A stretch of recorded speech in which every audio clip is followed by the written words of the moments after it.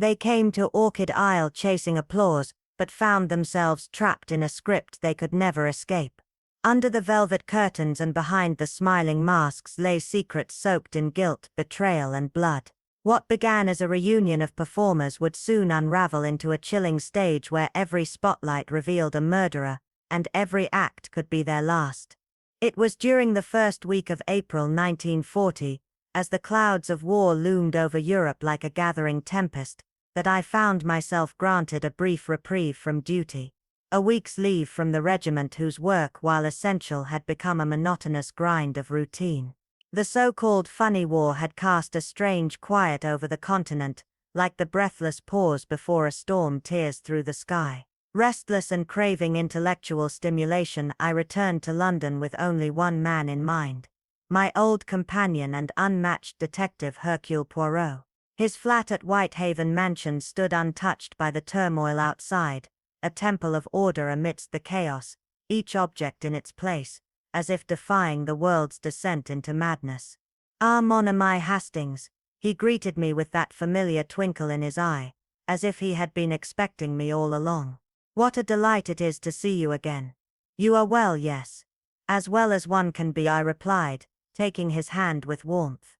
"But I must say, you seem to be weathering the times better than I." Poirot chuckled, stroking his immaculate moustache. "The little grey cells, they do not go to war, mon ami. They remain ever vigilant." As I settled into my favorite armchair, my eyes were drawn to a cream-colored envelope, resting precisely at the corner of his side table, the kind of envelope that whispered of wealth and secrets. It was open, perfumed faintly, and the paper bore the delicate texture of expensive stationery. "You've had a letter?" I asked, nodding toward it. Poirot lifted it with dainty precision. "Oui, it arrived this morning. And it is, how shall I say, most intriguing." He handed it to me and I noted the flowing, almost theatrical handwriting as I read aloud. The letter was from a certain Madame Vestry, unknown to me, a woman claiming to be assembling a gathering of formerly celebrated theatre personalities for a private production on a secluded Mediterranean island named Orchid Isle. But what stood out was not the theatrical nature of the invitation. It was her request for Poirot's presence not as a guest, but as a theatrical consultant, with a generous fee of £500 and all expenses paid. She wrote of the need for someone with exceptional perception and discretion, words that hinted at hidden motives beneath the surface of art. Poirot's brows lifted slightly as he watched me absorb the details, and I could feel the same stirring within me that had once led us to chase murderers across continents. The list of invited guests, scrawled elegantly on a second page, read like faded stars from a bygone era. Eleanor of Valley, the once revered soprano, whose voice vanished mysteriously from the stage. Victor Lambert, a playwright shrouded in whispers of espionage. Heinrich Keller, the illusionist whose final act ended in disaster. Daisy May, the chorus girl turned lady through scandalous marriage. And Timothy Forsyte, the disgraced theater manager, whose financial scandal rocked the tabloids. "A strange collection," I murmured. "None of them at the peak of their fame. Why bring them together now?" Poirot leaned back, fingers steepled under his chin, eyes narrowed in deep thought. "Precisely, Hastings. Each has a shadow trailing behind them, a secret perhaps. And yet this mysterious Madame Vestry invites them all to a remote island, away from prying eyes. And why among them, should she need me, a man who knows nothing of the stage? Non, mon ami. There is something beneath this surface, something not written in that elegant hand. And it is calling to the little grey cells." A silence followed, thick with unspoken possibilities. Somewhere on that distant Orchid Isle, a performance was being prepared, but whether it was drama or deception that awaited us remained to be seen. Despite the unsettling backdrop of a world at war, the villa of Madame Drelly shimmered like a forgotten relic of some vanished golden age, grandiose, untamed, and almost defiantly extravagant. Nestled atop a secluded Mediterranean cliff, its every corner had been curated with an obsessive devotion to spectacle. Sweeping staircases led to marble terraces veiled in ivy. Oil lanterns flickered like ghosts in the dusky air, and the scent of lavender mingled with salt from the churning sea below. The entire estate seemed less like a home, and more like the set of some elaborate opera that refused to end. "Perhaps she's obscenely wealthy," I murmured, and though Poirot offered a small nod, his moustache twitched with doubt. "Or perhaps," he said softly, "she stages performances for an audience we cannot yet see." At that moment, a figure emerged high above on a terrace, tall and commanding, her silhouette carved against the bleeding sky. Even from a distance, her presence was magnetic, dark hair streaked with silver, piled like a crown atop her head, and a flowing robe of peacock blue velvet that rippled with each dramatic gesture she made. "Eleanor Vale," Poirot breathed, almost reverently. "Once the tragic queen of the opera, until her final Tosca in Milan. After that obscurity." We turned to approach, but were halted by a sudden outburst that shattered the villa's illusory peace. "This is outrageous." My requests were explicit. A voice, male, sharp and indignant. From beneath the colonnade emerged a thin man with the hunched posture of an academic, arms flailing at Miss Arlen, who remained as unruffled as a marble statue. "Mr. Lanson," she said evenly, "the room assignments were arranged solely by Madame. No changes will be entertained." "Cannot, or will not," he hissed, but upon noticing us, his rage transformed instantly into a cordial mask. "Our new guests. How marvelous. Captain Alcott, Monsieur Hercule Poirot." Miss Arlen interjected swiftly. "May I present Mr. Victor Lanson?" The man's expression flickered, a trace of recognition, a flicker of unease. "The detective?" he asked, eyes narrowing with interest, or perhaps calculation. "What a fascinating surprise. Are you here to catch a killer, or critique our rehearsal?" Poirot responded mildly. "Merely as a consultant to the arts." "How novel," Lanson replied, though his tone was tight. Just then, a silvery laugh cascaded down from the garden staircase, artificial and far too poised. A woman appeared, clad in a dress that belonged on the stage of Paris, not an island retreat. Her blonde curls arranged in perfect spirals, diamonds at her throat and ears catching the last of the sun's fire. "Victor darling, don't be such a bore," she called out. "If Madame wants a detective, perhaps she's planning a murder mystery." "How delightful." "Daisy Marlowe," I whispered. "Now Lady Halverton," Poirot corrected. She extended her gloved hand first to Poirot, then to me, smiling with the elegance of a practiced actress, though her eyes remained sharp, watchful, dissecting. "I adore crime," she purred. "As long as it stays between the pages of a book."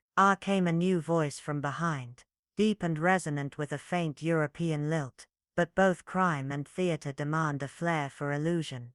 We turned to find a tall, lean man emerging slowly from the shadows of the path, leaning heavily on a carved cane that seemed more burden than support. "Heinrich Keller," he said with a pained bow. "Once I defied gravity, now I defy stairs." There was humor in his voice, but bitterness too. "An injury?" Poirot asked gently. "An error," Keller replied. "In my craft, a single misjudgment." He snapped his fingers. "Catastrophe." The word hung in the air like a spell. At that moment, Eleanor Vale descended regally to the lower terrace, her voice slicing through the air like a conductor's baton. "Has anyone seen Timothy?" she asked, her tone casual, but her eyes scanning like a hawk's. "He was expected this morning.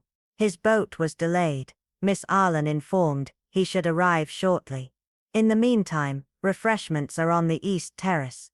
As we walked, the garden path twisting beneath fading light, I studied our companions more closely.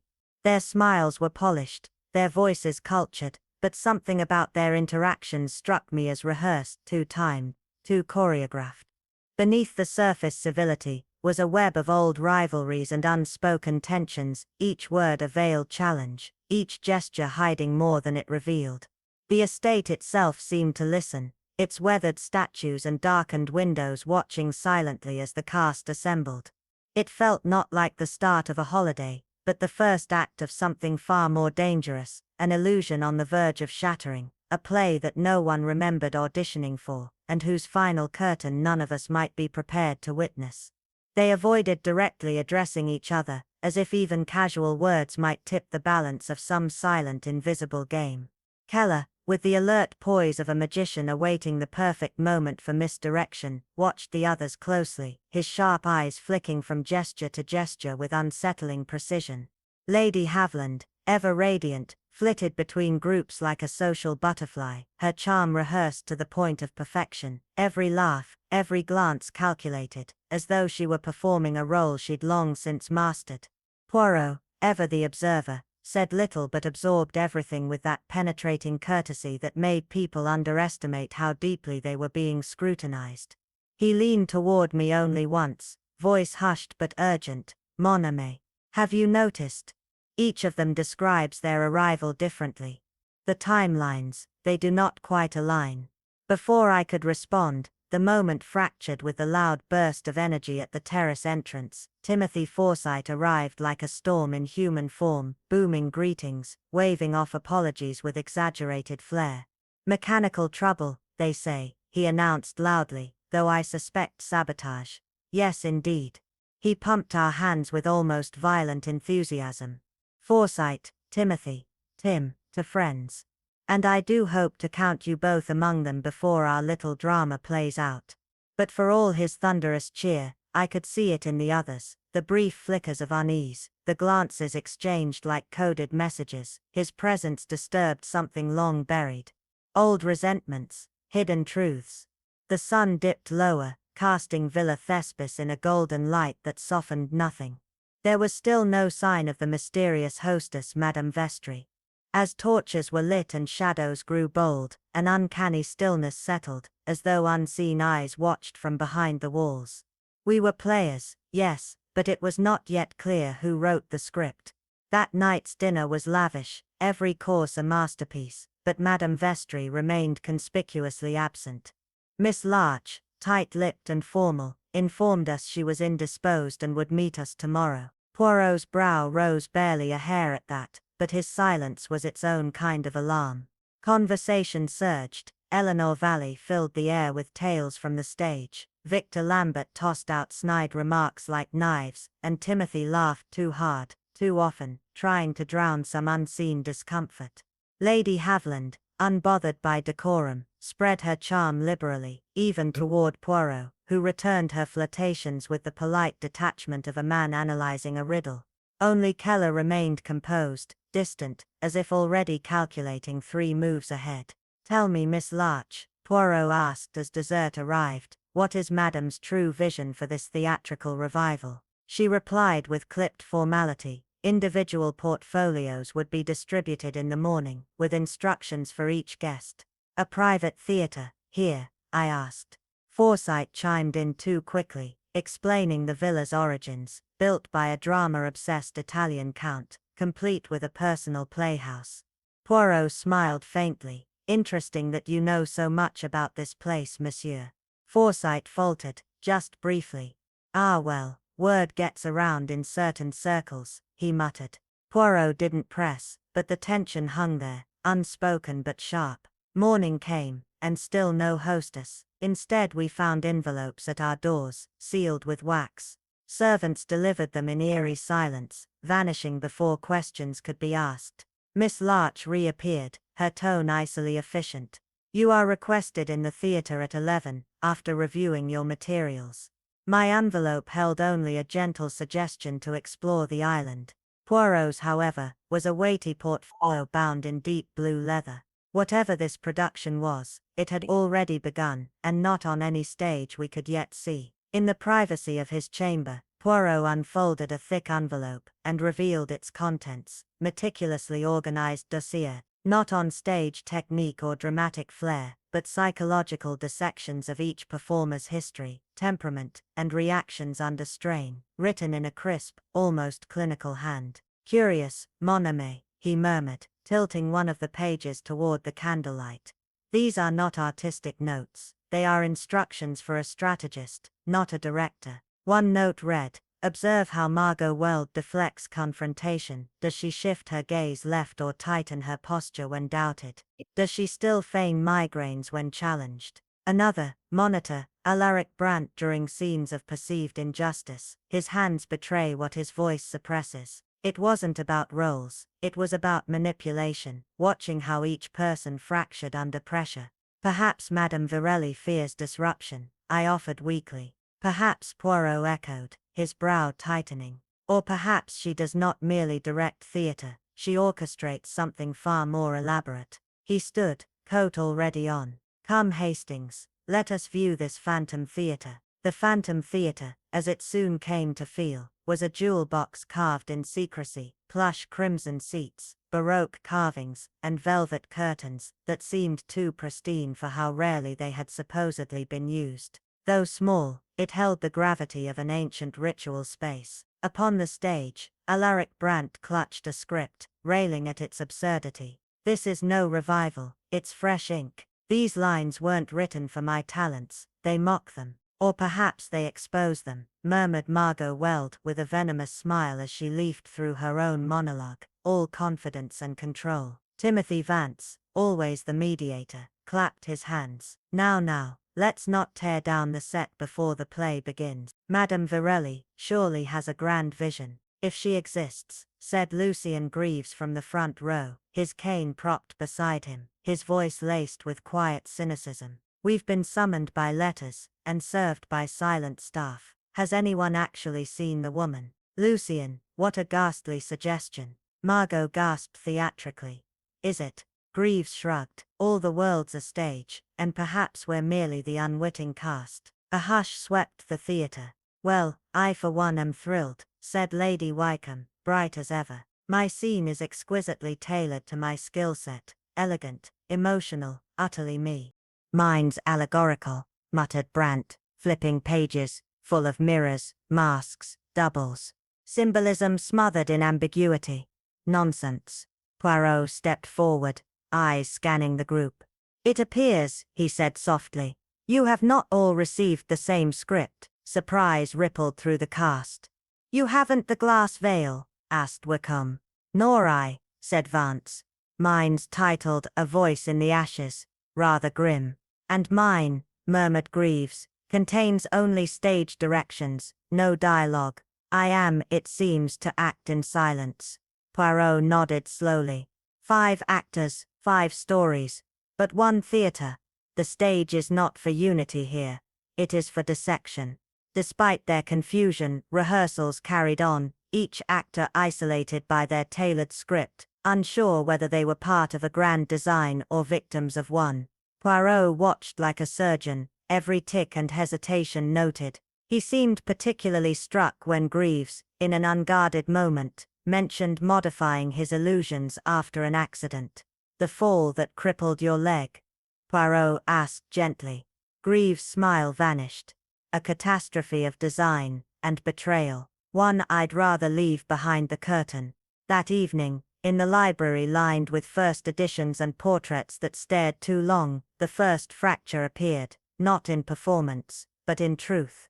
A scream rang out, not theatrical, but raw and real, and the lights flickered. Someone was missing. As the waning sun spilled molten gold across the weather-worn balustrades of Villa Noirelle, a chilling stillness descended like a prelude to something long buried, clawing its way back to the surface. The evening air hung thick with something unspoken, an invisible weight pressing upon the guests gathered in the once opulent dining hall, their faces flickering under the restless candlelight that danced like nervous whispers across the gilded ceiling. Though their laughter still echoed, it had lost its warmth, brittle and cracking at the edges as subtle cracks appeared in the masks they wore, cracks hastened by Forcey's deliberately off-handed remark about the Paris affair. A phrase seemingly tossed into the conversation like a coin into a well, but which landed with the force of a stone. Lambert froze, fork halfway to his mouth, the muscle in his jaw twitching as his spine stiffened with military precision. Let the past rot in its grave, he spat, though the tremor in his voice betrayed more than anger. 6 years is hardly the past, Forces murmured, swirling his drink and refusing to break eye contact, as though he were daring the ghosts to rise. The air turned electric, thick with the threat of revelation, until Keller, ever the diplomat, stepped in with velvet restraint. "Gentlemen," he said, his tone deceptively soft, "let us not forget, we five share memories that run deeper than Paris." At that, time itself seemed to hold its breath. Val's hand clenched tightly around her wineglass, her knuckles whitening. Lambert's eyes darted to the fireplace, as if fearing something might crawl from its soot-dark maw. Lady Haviland looked down at her bracelet, turning its clasp with frantic elegance. Forsyth shifted in his chair, the jovial glint in his eyes now dulled. Later that night, in the solemn quiet of our adjacent suites, I turned to Poirot. "Victory Lights," I said, the name tasting foreign and heavy. "Have you ever heard of it?" Poirot did not answer immediately. He was buttoning his cuffs with the same deliberate care a surgeon might give to sealing a wound. "Non," he said finally. "But mon ami, it is clear that for them, it was not a performance. It was an ending." The next morning, Villa Noirelle was unrecognizable. Tension throbbed behind every painted wall as Miss Hargrave, as cold and precise as a metronome, announced that tonight, the house would host a private theatrical showcase, a dress rehearsal with no script, no director, and no escape. Costumes, custom-fitted and disturbingly error-accurate, were to arrive in each guest's room by noon. "And Madame Virel?" Poirot inquired, not raising his voice but commanding attention all the same. Miss Hargrave's expression remained stone. "She will observe. The final decision will be hers alone." Lambert muttered something about sabotage, slicing his toast as though it had personally offended him. "Without rehearsal, it's absurd." "Oh Victor," Lady Haviland drawled, a hollow smile playing across her lips. "You make cowardice sound so intellectual." "I fear nothing," he snapped, eyes narrowing. "Least of all your amateur dramatics, and yet you always did prefer a tightly written script," she returned coolly. Forsyth laughed, too loud, trying to lighten the mood, but failing to mask the shadow in his eyes. "Save it for the audience, darlings." As the day unraveled, the villa became a maze of whispers and secret rehearsals.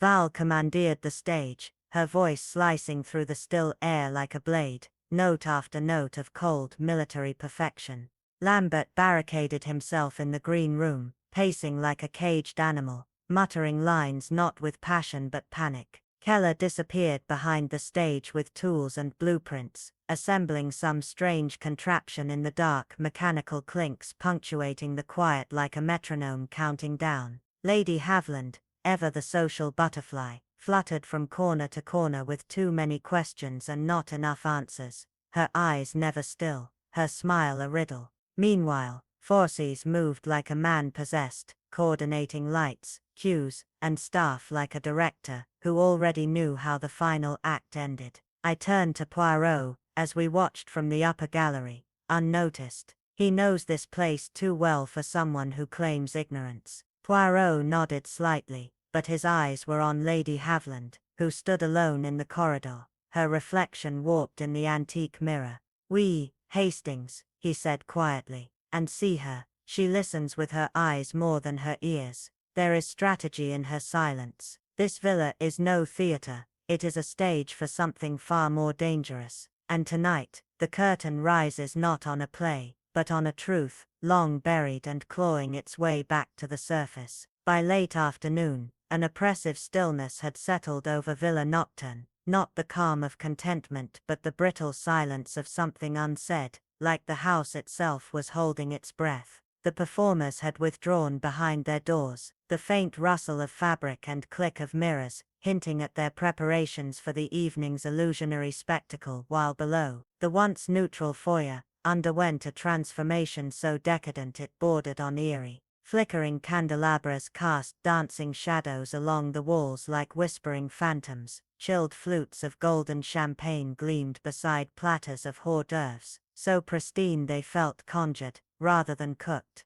and the air hummed with a kind of anticipation that didn't feel entirely theatrical. Poirot and I, summoned by identical handwritten cards, each penned in sharp, precise script that revealed little but promised much, had dressed accordingly, slipping into black tie, not as participants, but as guests in a performance, none of us truly understood. As we descended the grand staircase, now polished to a mirror sheen, the villa no longer felt like a home. It had become a stage, and beneath its glittering facade, pulsed a sinister undercurrent, like the memory of something unburied. Our enigmatic hostess spares no expense, I murmured, scanning the gilded surroundings. Poirot's eyes, thoughtful and distant, narrowed slightly. "Mais oui," he said, "but such extravagance is never without expectation. What, mon ami, is the price of tonight's entertainment?" Guests began to appear. Miss Larch,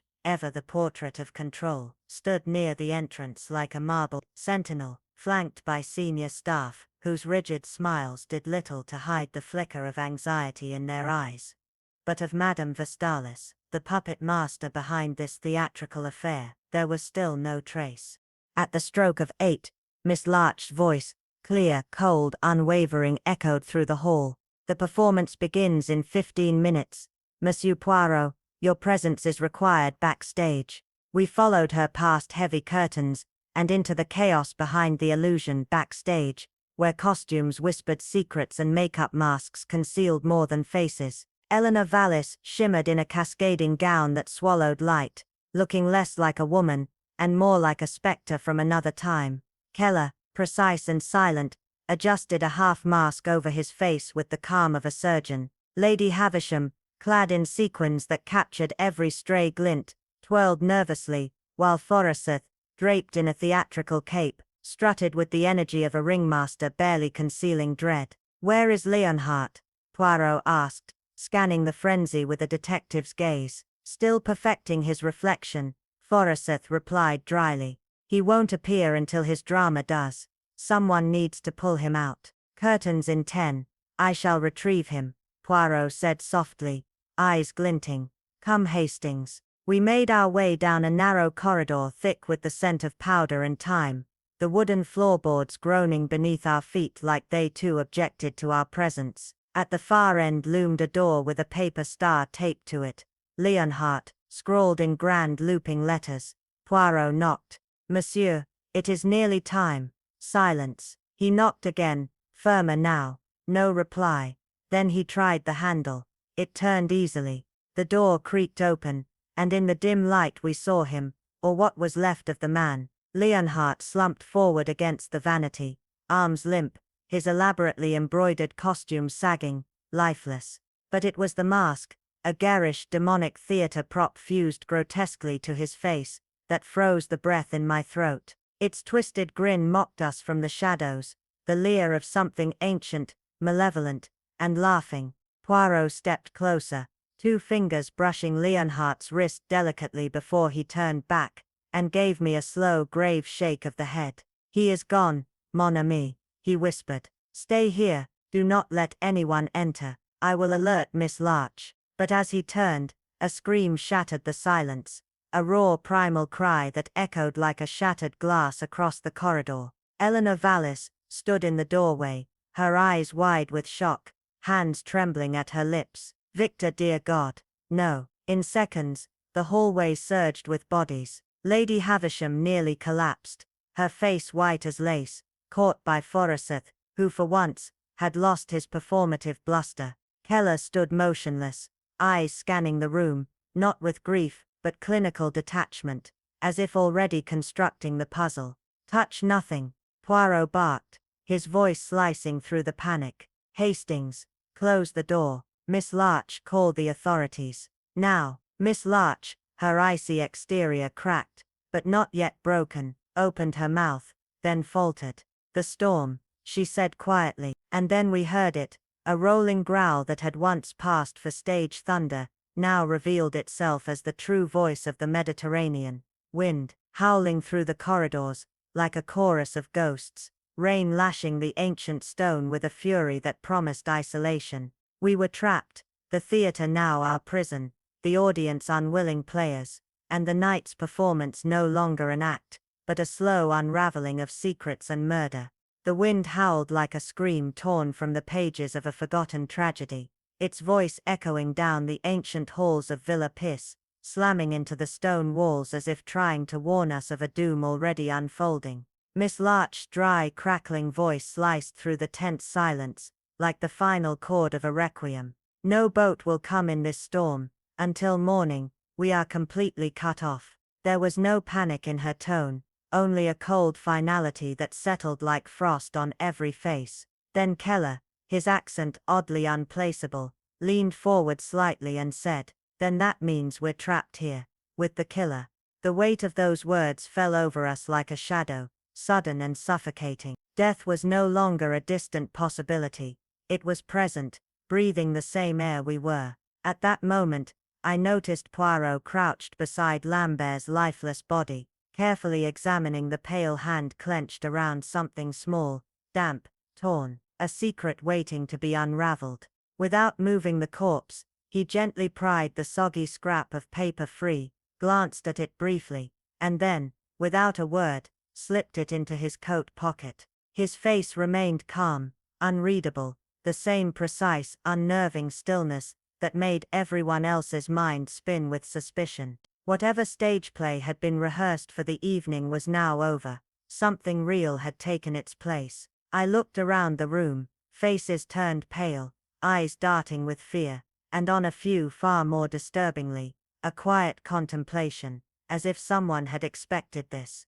That's when I realized, Madame Vestalis had indeed orchestrated a drama tonight, but it was no performance, it was her own murder mystery, and we were the players. The minutes after Lambert's death were strange, dreamlike. No sense of time, no clear light, only a cold fog of confusion. Poirot took charge silently but firmly, instructing that the body remain untouched, locked the dressing room himself, and pocketed the key. He then gathered us all in the library. "Now begins the unveiling," he said.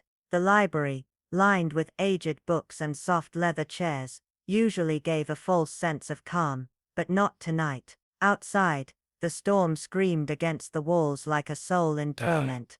Inside, some clutched their whiskey glasses with trembling hands, others stood frozen, and a few paced like caged animals. Forrester's hand shook as he drank. Lady Haviland sat stiffly, statuesque, while Keller remained near the fire, his injured foot propped up, face impassive like a sealed book. Eleanor Vallis moved through the room with sharp elegance, like a predator in a too small cage, pausing now and then to sip water. But each time someone offered her comfort, her eyes flared with quiet anger. Poirot stepped in front of the fire, and spoke clearly. "Let's begin with facts. Lambert was found dead around 7:50, still in his stage costume." "Yes, I saw him," Forrest Lornaprat. 18th century style. "Lavish, like Eleanor's but more flamboyant," Poirot asked. "And the mask, was that part of the A pause, deep and ice-cold. "No," Keller answered at last. "That was different. The others were left backstage on the table, but that one, that demon mask was from my personal collection. Japanese no theater. I kept it in my workroom, not meant for tonight." Poirot's brow furrowed slightly. "So the killer chose it deliberately, perhaps as a message, a signature. Are we saying this was murder?" Lady Haviland's voice wavered. "Couldn't it have been a mistake?" Poirot's response was firm, but gentle. "The mask was driven down forcibly. There are other signs. This was no accident. He was strangled," Eleanor said bluntly. "When the mask was removed, the bruises were clearly visible." Poirot gave her a long look, but did not contradict her. Then he turned to Miss Larch, who stood near the door like a monument carved from stone. "Now, it's time for truth. Who is Madame Vestalis really, and why were each of us brought here?" Miss Larch's face twitched, just slightly. Was it resentment, fear, a memory? But she said nothing. Outside, the storm howled louder, battering the villa with a rage that felt almost sentient. And in that moment, I knew with chilling certainty, we were prisoners not just of the weather, but of something ancient and calculated. Someone here had been waiting to kill, and the next victim might already be breathing in this very room. Outside, the storm intensified, wind howling like a mournful spectre around the aged villa. But inside the tension had grown into something far more suffocating, something that pressed against the walls and clawed at every breath. Poirot's gaze didn't waver as he fixed it on Miss Larch, and spoke with the calm authority of a man who had already begun assembling truths like puzzle pieces. "I do not ask for betrayal, mademoiselle," he said softly, "only for illumination. A man has been murdered, and we are adrift in shadows. Who brought us here, and for what reason?" Miss Larch held his eyes, her composure visibly strained as she responded, "I cannot reveal the identity or motives of my employer, Monsieur Poirot. I am bound by confidence, but I assure you, this gathering was orchestrated solely for a theatrical revival." Poirot leaned forward, the flicker of something deeper in his eyes. A revival of what exactly? A silence fell that was heavy with implication, thick with memory. Then it was Forsyth. His boisterous charm suddenly dimmed. "Who broke it?" "Victory Lights," he muttered. "A wartime review from 1917, meant to boost morale for soldiers and government brass alike. We five were its core cast." Lady Haviland's voice, usually poised and commanding, slipped into something brittle and bitter. "It was meant to mark my grand emergence. Instead, it became a disaster that history forgot, and only we remember, those who survived it." Poirot's tone deepened, sharpened. "A disaster? Please, explain." Keller, ever the diplomat, chose his words carefully. "The final performance never concluded.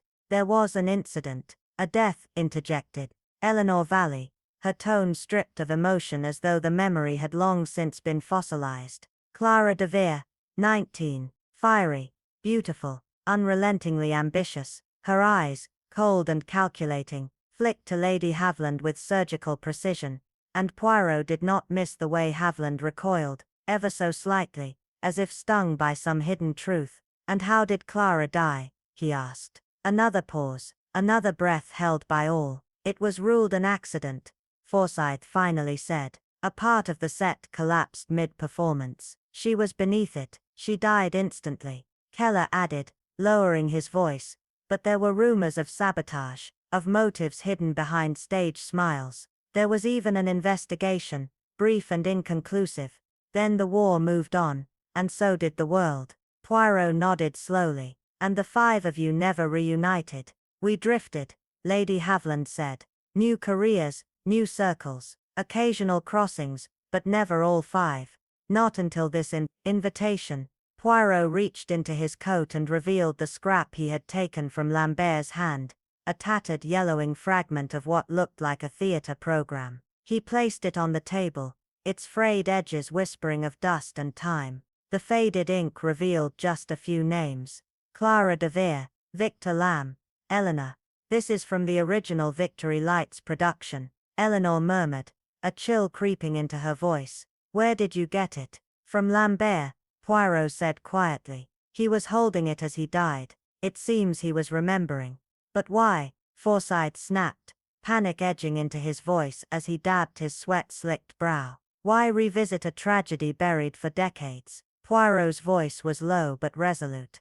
"That, monsieur, is precisely the question we must answer." He turned sharply to Miss Larch. "I must insist on seeing Madame Vestrel. The time for discretion has passed. Justice demands transparency." For the first time, Miss Larch's elegant mask cracked, a flicker of real uncertainty breaking across her face. "That may not be possible," she said, her voice barely above a whisper. "Because she doesn't exist," Keller offered with a sardonic twist of his lips. "She exists," Miss Larch said firmly. "But her presence is difficult to explain." Whatever clarification she might have offered was drowned by a sudden scream, sharp, high-pitched and raw, echoing from somewhere above. We all froze. For a heartbeat, the world paused. Then chaos erupted, as chairs scraped and feet thundered toward the grand staircase. A maid, pale as snow and shaking violently, pointed a trembling hand toward the lighting gantry, a narrow, suspended walkway on the second floor, used to adjust the elaborate stage lights. "Madame Valley," she gasped. "She went up there. I think something's happened." Poirot moved with startling urgency, brushing past the maid and disappearing into the shadows beyond the doorway. I followed, breath short, heart pounding. We emerged onto the cold iron balcony high above the theater, where the shadows pooled like spilled ink, and there, crumpled against the railing in a twisted sprawl, lay Eleanor Valley. Her peacock blue gown shimmered faintly beneath the flickering lights, a strange contrast to the stillness of her limbs and the lifeless stare fixed toward the vaulted ceiling, as though some ancient, unresolved guilt had finally risen from the past and exacted its long-delayed revenge. Emergency lights sputtered overhead like fading stage spotlights, casting eerie, broken shadows across the grand theater that had once echoed with music and laughter, but now lay in stunned silence. At the center of the floor, her body twisted in a kinging tableau, was Eleanor Valley, her presence still commanding despite death's grip.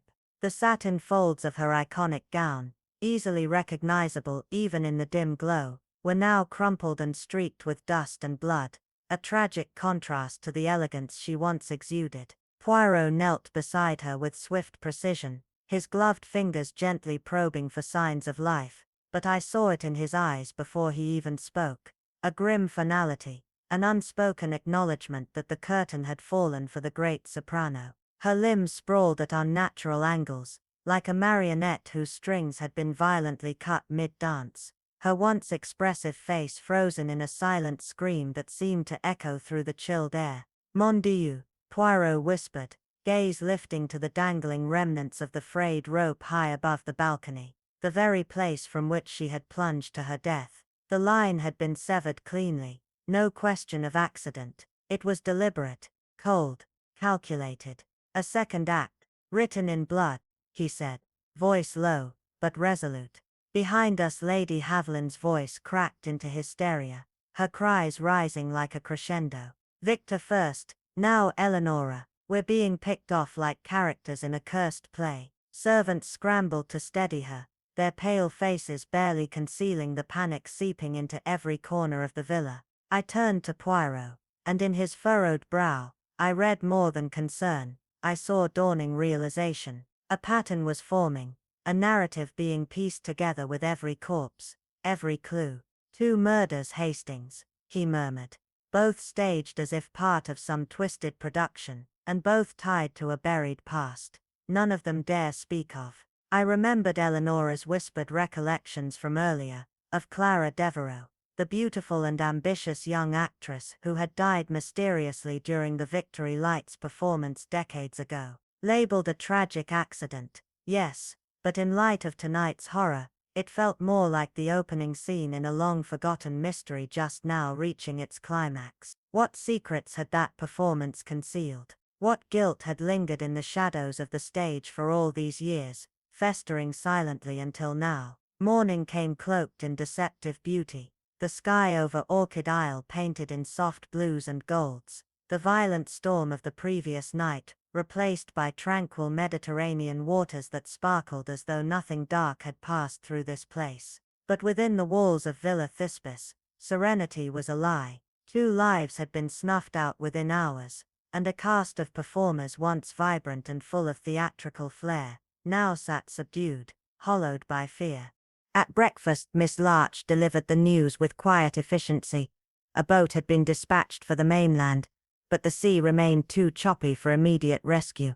Help would not arrive before late afternoon. "Then," Poirot said evenly, accepting a porcelain cup of hot chocolate without a tremble, "we have no choice but to proceed. The murderer, I suspect, is not one to idle." Around the breakfast table, a tense stillness hung thick in the air. Lady Haviland, her playful demeanor dissolved, looked decades older, her eyes flickering toward every sound as if expecting death to step through the door. Forsyte, once the jovial heart of the ensemble, stared at his plate, his usual exuberance replaced by a quiet, haunted stillness. Only Keller retained his usual stillness, eating with mechanical precision, his face an unreadable mask. The silence shattered as Miss Larch cleared her throat. "Madame Vestry has instructed me to assist you, Monsieur Poirot, in whatever way necessary." Poirot arched an eyebrow with mild amusement. "Ah, so the infamous Madame Vestry reveals her presence at last, though still veiled. Might we hope for a personal introduction?" Miss Larch's expression tightened. Madame regrets her health does not permit personal contact at this time, but I am authorized to grant you access to all areas of the estate. Poirot nodded slowly. Then, if you would be so kind, take us to the theatre. I wish to see both scenes again, this time bathed in daylight. The theatre, stripped of its evening glamour, felt exposed in the morning sun. No longer an enchanted domain of illusion and performance, it was merely an empty shell, cold, echoing and grim. Lambert's dressing room remained locked, a silent sentinel to secrets yet uncovered. The balcony where Eleanora had perished was now cordoned off with a piece of faded red velvet rope, repurposed from the lobby. Poirot moved with deliberate steps, scanning every corner, his gaze sharp. "Miss Lambert's script," he said suddenly. "I would like to examine it." Miss Larch nodded and led us to a storage room behind the stage. Inside, shelves labeled meticulously housed the materials for each actor. Poirot found Lambert's portfolio and leafed through it carefully. His brow furrowed as he reached a section marked with strange annotations. "Très intéressant," he murmured, tapping the margin. "This is more than a script, it is a confession in disguise. Personal notes, secret cues, there's something hidden within these lines." He looked up, and the gleam in his eye had sharpened into certainty. This was never just a play, Hastings. It was a mirror held up to the past, a past soaked in guilt, silence, and revenge. And now, one by one, those who stood in the spotlight are being forced to face the shadows behind the curtain. The dim morning light filtered through the cracked panes of the theatre's side corridor, casting pale slats across the dust-laced floor as Poirot flipped carefully through the dog-eared pages of a performance script that felt less like a play and more like a premeditated confession.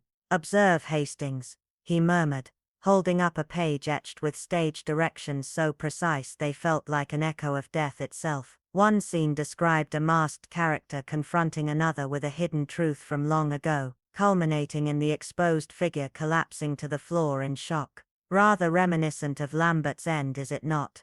I whispered, a cold shiver creeping up my spine. Poirot nodded solemnly, then turned to another page, a chilling description of a character plummeting from a height, limbs sprawled as if strings had been severed mid-pose. "Like a marionette," he said softly, "like Eleanora Valley." As I stood frozen, he moved swiftly, reaching for the remaining actor portfolios. Keller's, Lady Haviland's, and Forsyth's, each containing scenes eerily similar to past on-stage disasters or personal tragedies they had narrowly escaped. Though none mentioned the Victory lights directly, the air around us thickened with implication. "Not a copycat," Poirot whispered, "but a dramatist, one with a vendetta, rewriting the past." Securing the portfolios back into the locked case, he motioned for me to follow. "It is time we see the room you found, mon ami." Earlier, I had stumbled upon a concealed door behind the green room's velvet curtains, an old panel that slid aside with a reluctant groan, revealing a forgotten chamber. No one had entered in years. Inside, the air was stale, but thick with memory. Walls plastered with fading playbills and yellowing clippings told a silent story. Tarnished photo frames captured smiles long since turned to ghosts. One wall in particular arrested our attention, a shrine to the Victory lights. Centered among reviews and grainy headlines about a freak tragedy was a cast photo of the original performers, each decades younger. At the edge of the frame stood a haunting beauty, dark-haired, distant-eyed, slightly apart from the others, as though fate had already chosen her for isolation. "Mademoiselle Clara Diraud," Poirot said quietly. "The lost star." Newspaper articles detailed her shocking death, crushed beneath collapsing scenery during the performance's climax. The incident dismissed as a wartime accident caused by poor materials and rushed stagecraft. But beside the official story were less savory clippings,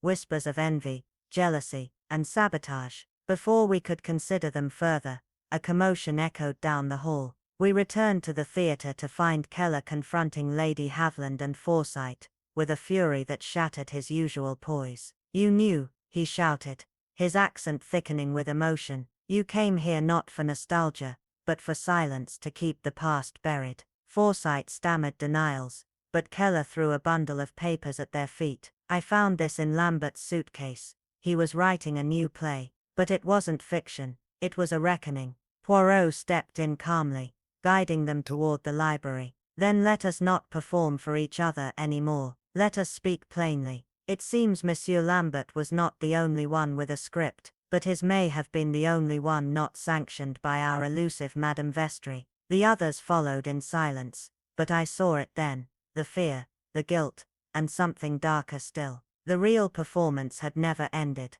It had only gone underground, buried beneath years of silence, waiting for the right curtain to rise again. And now, with blood as ink and memory as stage, the final act had only just begun. The once elegant library, with its towering bookshelves draped in shadow, and the lingering scent of parchment and aged leather, had again morphed into something far darker, a chamber of reckoning, a place where truths came to die. The fire crackled low in the hearth, casting flickering silhouettes across the solemn faces gathered around the great oak table. Marcus Eldred, his expression carved from granite, laid a weather-stained manuscript down with deliberate weight. Its title, Whispers of Treason, scrawled in a hurried, almost panicked script, seemed to bleed accusation. "Turn to Act 3, he said, his voice a blade of ice. "The scene where Elira Vaughan dies." Leclerc, ever precise, thumbed through the pages, his fingers trembling slightly despite himself. The silence was oppressive,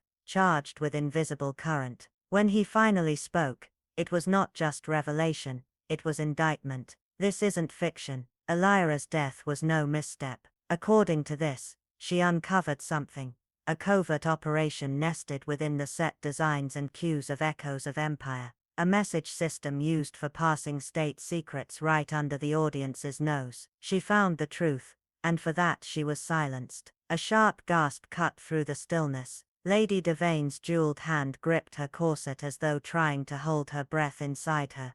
Chancellor Blythe, beads of sweat blooming on his flushed face, staggered back a step, the illusion of composure draining from him.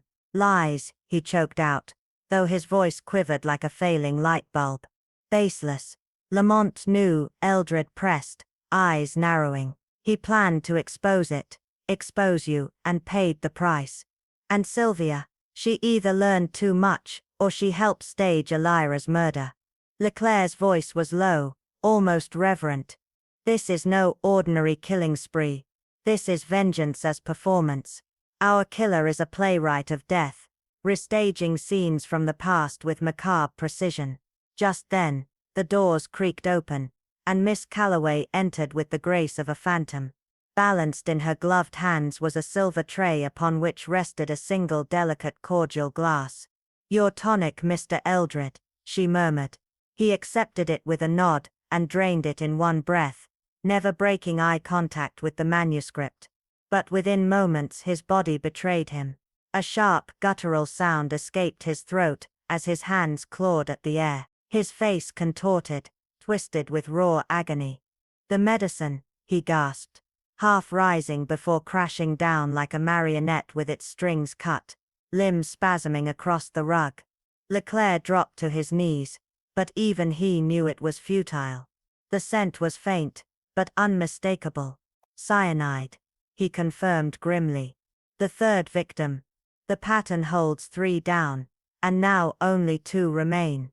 As Eldred's body was carried out, lifeless and stiff as wax, Lady Devane and Chancellor Blythe shared a glance not of shock, but of recognition. Two souls who understood, in that moment of bitter clarity, that someone was dredging up their darkest sins and carving retribution into the script of their lives. Villa Caligo had become a mausoleum with velvet curtains. As the sun dipped below the jagged cliffs that surrounded the estate, the surviving guests became phantoms in their own right, moving in hushed steps down dim hallways, flinching at every creak and draught. Lady Devane now kept a silver letter opener tucked beneath her shawl. Blythe wouldn't even visit the washroom without a footman in tow. And yet, amid all this fear, Leclerc thrived. I watched him in fascination as he combed through aged theater programs, production blueprints, and faded cue sheets, scribbling cryptic notes in a small black notebook that never left his pocket. The rescue vessel reported engine failure. he told me as we sat in the library once again, shadows dancing along the walls. It won't reach us until tomorrow. Curious timing, wouldn't you say? You think it was sabotage? I asked. Everything else has been so precisely orchestrated. He nodded slowly. Each murder mirrors a death from echoes of empire. Each victim was involved in that cursed production. Each scene requires intimate familiarity with this villa. Its doors, its poisons, its history. This is not coincidence. It's choreography. My stomach turned. You suspect Madame Virelli? A strange light sparked in his eye. Ah yes, the vanished patroness. She funded the production, yet no one recalls seeing her backstage. She is either a ghost, or the hand guiding the noose. But before we unmask the phantom, we must revisit someone we've overlooked. He stood, his tone now flint and fire. Miss Calloway. She's more than a servant. She's a courier, a witness, perhaps even a conspirator. This is no longer a murder investigation, my friend. It's the unraveling of a grand illusion. And the final act is about to begin. In the small, dimly lit office just off the vast, echoing entrance hall, the air was thick with the scent of aged paper, and a silence so heavy it seemed to muffle even the recent echoes of murder. Yet Miss Larch, the secretary, sat serenely at her desk, sorting letters and official notes with a precision that felt almost unnerving, as if 3 gruesome deaths were mere administrative hiccups in her strictly compartmentalized world. Her fingers moved with a rhythmic certainty, as if no tragedy could ever disrupt her inner order. But Poirot's entrance fractured that quiet with the force of revelation. 3 lives have been claimed under this roof, he declared without preamble, his voice low, but cutting like a finely honed blade. The illusion of nostalgia has collapsed. The time has come for the curtain of deception to fall. No more vague deflections, mademoiselle. Who is your employer? Truly. Miss Larch didn't flinch, but the deliberate stilling of her hands was enough to betray a subtle tremor beneath her rigid exterior. As I've explained, she said calmly, I am not at liberty. Liberty, Poirot snapped, the word charged with cold fury, is exactly what you may lose if you continue to conceal information in a triple murder investigation. The air in the room froze as the threat settled, not loud but seismic in its weight. For a moment she stared at him, the icy mask on her face cracking only slightly at the corners of her lips. Then slowly, and deliberately, she set down her pen as if laying down a weapon. Madame Vestris, she said in a voice tight with guarded truth, is not who she claims to be. The name is a borrowed one, from an obscure 19th century theatrical figure. Her real identity is veiled, even from those closest to her. I am bound by an agreement far stronger than employment. Poirot leaned in, eyes narrowing, his tone softer now, but edged with steel. Then at least tell me why she has drawn us all here under this veil of reminiscence. Miss Larch hesitated, then released a breath that had clearly been building for years. She seeks justice, she said, the words falling like stones. Justice for a wrong buried beneath the razzle-dazzle of victory lights. A betrayal that was hidden beneath costumes, stage smoke, and false applause. For over 2 decades, she has waited, watching, planning. Justice, Poirot echoed, or revenge? That question lingered like a distant echo in a theater long closed. Miss Larch's voice was low but firm as she replied, is there always a difference, monsieur? For the first time her perfect mask slipped, just briefly, as emotion trembled in her voice, and I saw the toll of years spent keeping someone else's secrets etched across her face. I believed the plan was limited to exposure, to revelation, nothing more. These deaths, she gestured faintly toward the chaos outside the door, were never meant to happen. At least not to my knowledge. Poirot tilted his head. And yet you are not shocked by them. She met his gaze without flinching. In my time behind theater curtains, I have seen ambition, jealousy, and desperation weave tighter nooses than any rope. Theatrical tempers, Monsieur Poirot, often have deadly finales. With that, she returned to her papers, the conversation clearly over, at least from her end. As we stepped out into the corridor, Poirot's brow was deeply furrowed. She conceals more than she reveals. Mon ami, he murmured. But what she did say, this quest for justice is real. And it confirms our mysterious host is not simply reliving the past. She is avenging it. We found Lady Haviland and Monsieur Forsyte in the conservatory, a glass tomb drenched in moonlight, and choked with the scent of the exotic orchids for which the estate was named. They sat like statues, frozen, haunted. Forsyte's hands shook so badly the brandy he gripped sloshed over the rim, while Lady Haviland stared into the flowered void, as though it could somehow absolve her sins. Poirot did not mince words. The performance is over, he said firmly. Clara Darrow's death in 1917 was not a tragic accident. She was murdered, silenced. And I believe you both know why. Haviland blinked rapidly, the delicate mask of aristocratic calm cracking like brittle porcelain. It was never meant to go that far, she choked. She discovered something dangerous. Daisy, don't, Forsyte whispered. But she waved him off, the dam finally breaking. She found out about the real purpose of Victory Lights. It wasn't just entertainment. It was a cover, a front for messages, for secrets passed in plain sight. Costumes, lines, light cues, everything had meaning. We thought we were helping. We believed in the cause. But Victor had other plans, Poirot prompted. Forsyte let out a slow, bitter laugh. Victor used us all. He fed the British what they needed, but at the same time he sold scraps to the enemy. Double dealing for profit, for power. Clara found out. She was going to go to the authorities. And then, she vanished into the fire.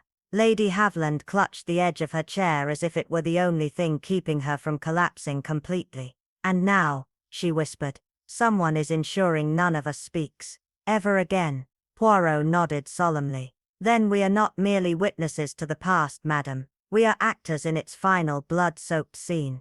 And I fear, the last curtain has not yet fallen. Stage lights flickered as the past clawed its way into the present, shadows whispering secrets long thought buried. In a moment of deadly revelation, Clara's coded journal had emerged from the ashes of deception, discovered by the Germans and exposed just days before the troops' final wartime performance. Confronted and cornered, Lambert, desperate to protect both his fabricated identity and the intelligence operation, orchestrated her death in chilling silence.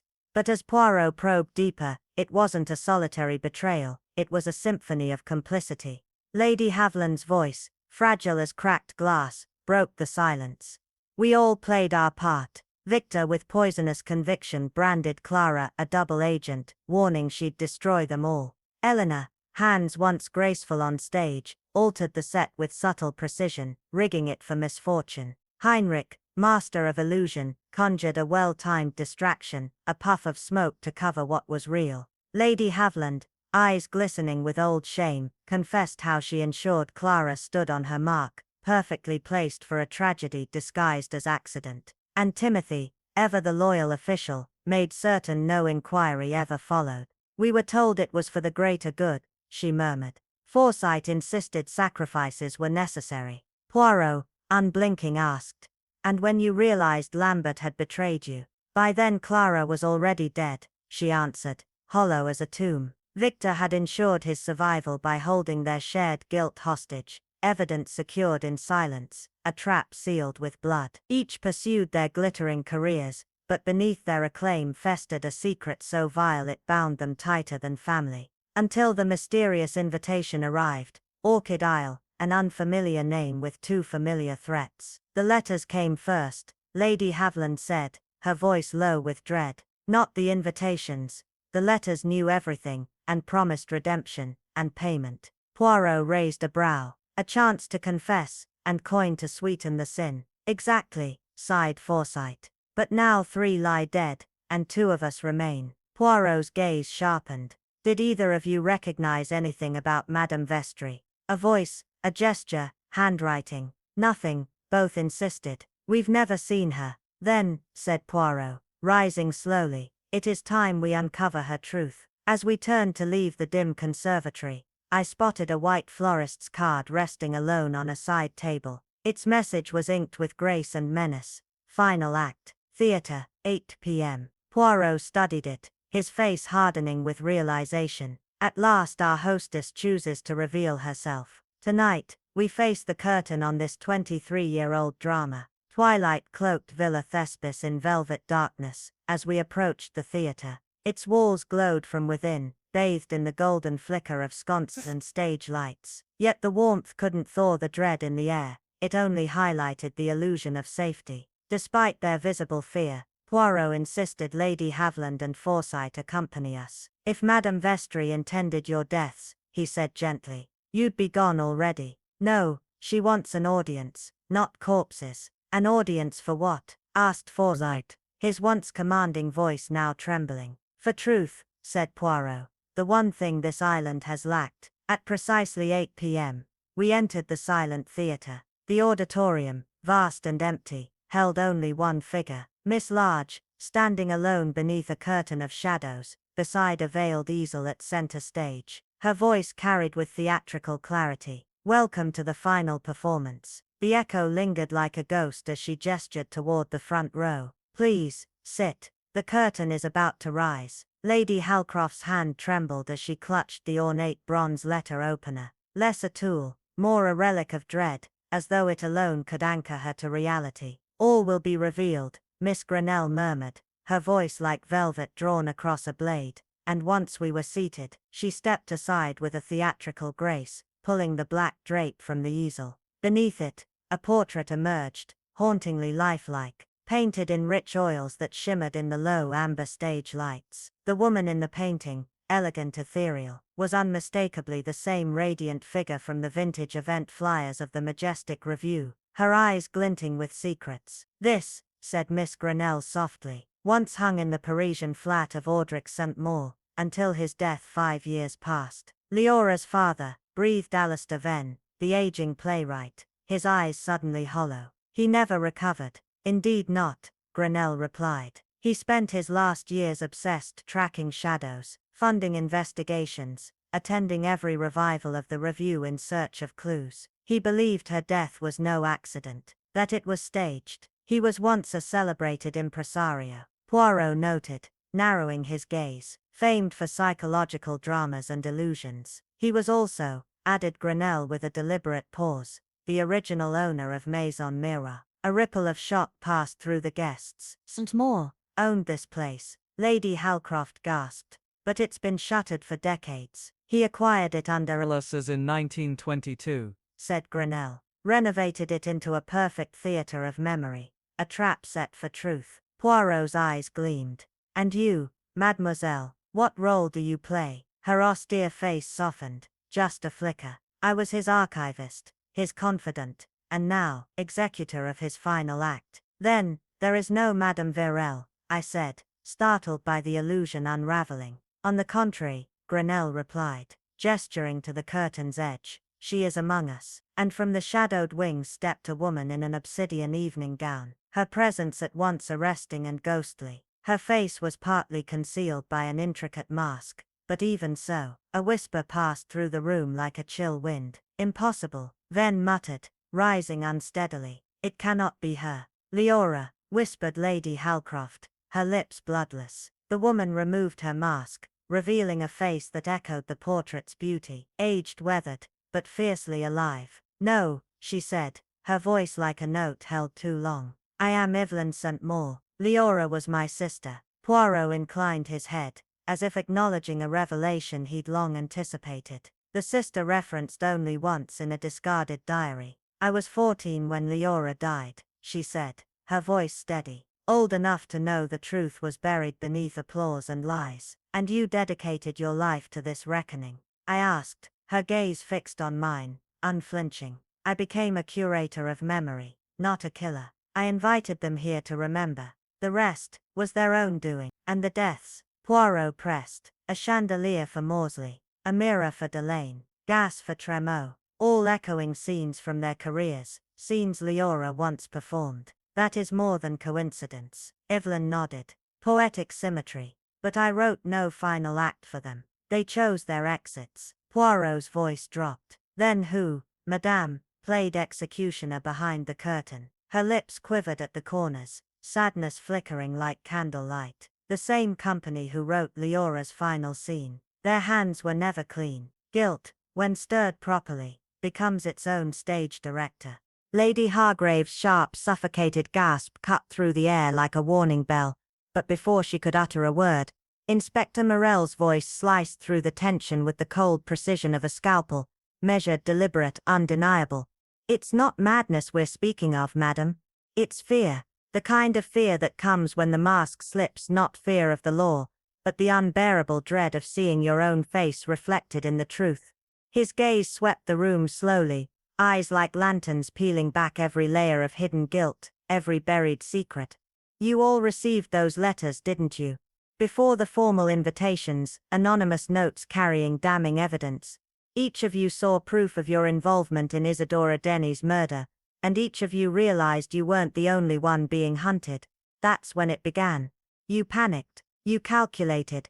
You conspired to kill before being exposed. Lord Benedict's face had drained of all color, as if the soul had begun to detach from his body. Morell took a quiet step forward, his voice low but chilling. Lambert acted first. He devised a plan to remove Drayton from the picture, sent a fake telegram in my name to lure me here, trying to frame someone else. But Miss Vale saw through him. She retaliated in her own twisted way, took an old theatrical mask from Keller's collection and staged Lambert's murder like a tragedy straight off the page. Morell's words struck like hammers, each one landing with terrible finality. Then came Keller. He grew suspicious, tampered with the stage rigging, tried to eliminate Vale with a malfunction during rehearsal, but someone beat him to the final blow. And that cordial, sweet, lethal, theatrical to the last drop, it was his death sentence, but poured by another's hand. Yours, Lady Hargrave. Or should I say Delamay, the understudy who was always left in the shadows of Isadora's stardom. Hargrave rose to her feet, her voice trembling with fury and disbelief, but Morell shut her down with a look sharp enough to silence thunder. The evidence, madam, speaks louder than any denial. The mask carried your perfume. Threads of Keller's costume were snagged in the light rig you sabotaged. And the clearest of all, your fingerprints on the bottle he drank from. Not today, but last night. Time itself seemed to pause. Elise Denny, calm as ever, finally spoke, her voice a soft echo of justice. This was always meant to be their final act. Just like they silenced my sister Isadora, they began to silence one another. I simply raised the curtain, and watched. Morell turned to her, then looked straight at Lord Benedict. And what of your part in this tragedy, sir? He was planning to escape, Elise said. The boat's engine wasn't faulty, it was sabotaged. He planned to let them all die, slip away while chaos ruled the stage. Benedict's composure shattered. What else could I do? He burst out. Lambert was writing a play exposing us all. Vale had signed with a publisher. She was going to tell everything.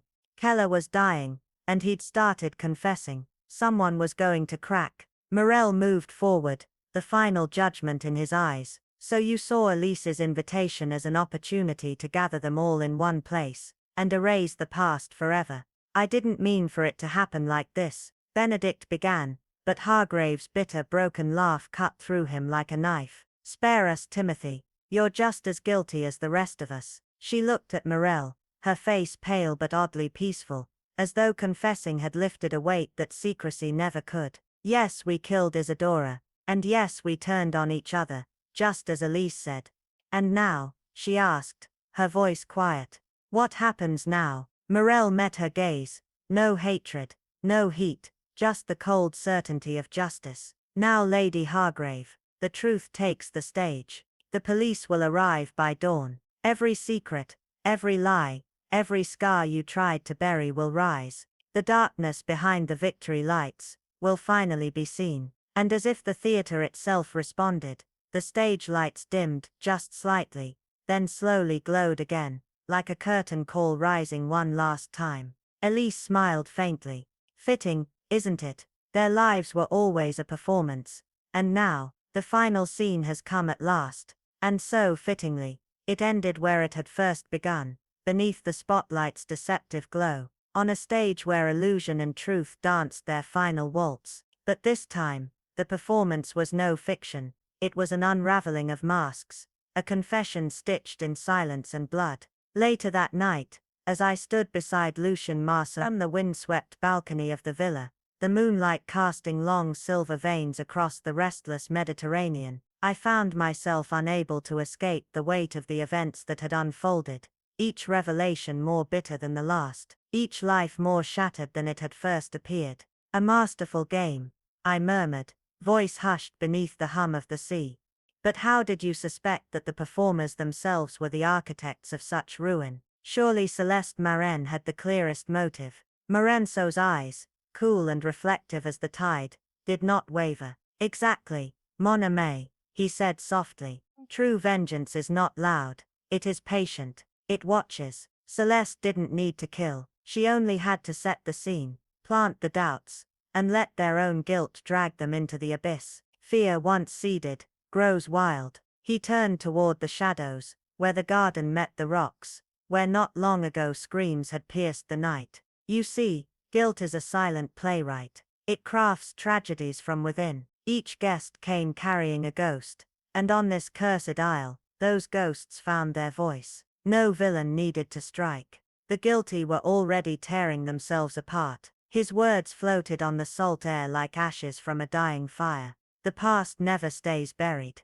It lingers in the wings, waiting for the spotlight to return. No matter how far you run, it knows its lines. And when the curtain rises, It performs. I looked at him, and for the first time, I understood the deep ache behind his calm. This had never been about solving a crime. It was about witnessing the long-awaited reckoning of a tragedy written years before. Justice, in the end, hadn't come with handcuffs or trials. It had come with silence, confessions and the final bow. As the moon caught the strands of silver in Marceau's dark hair, he turned from the sea with a quiet finality, and in his gaze, I saw no triumph, only the weary relief of truth at last finding a voice. The Orchid Isle now lay still beneath the stars, but its stage would never forget the final performance that stripped away the lies, and left only truth beneath. And so if you've stayed with us through this haunting tale, tell me, did you suspect that the performers were their own undoing,